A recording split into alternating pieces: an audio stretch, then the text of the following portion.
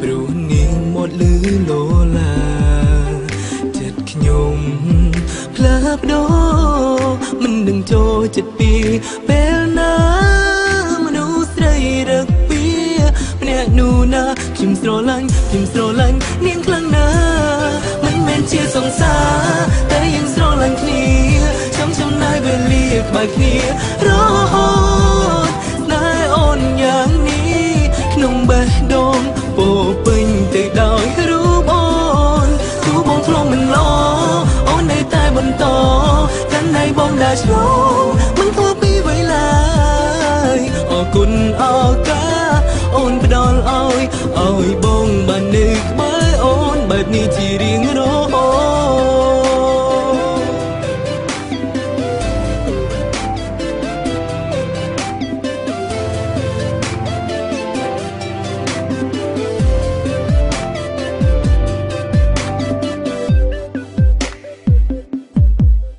ចិត្តខ្ញុំផ្លាស់ប្ដូរមិនដឹងចូលចិត្តពីពេលណាមនុស្សស្រីរឹកពីម្នាក់នោះណាខ្ញុំស្រឡាញ់នាងខ្លាំងណាស់មិនមែនជាសង្សារតែយើងស្រឡាញ់គ្នាចំណាយវេលាក្បែរគ្នារហូ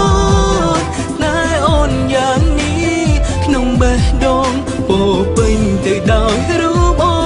នទូបងធ្លុំមិនឡអូននៅតែបន្តកាន់ដៃបងដើរឆ្លងមិនធ្វើពីវេលាអរគុណអរកាអូនផ្ដល់ឲ្យបងបាននៅក្បែរអូនបែបនេះជារៀងរហូត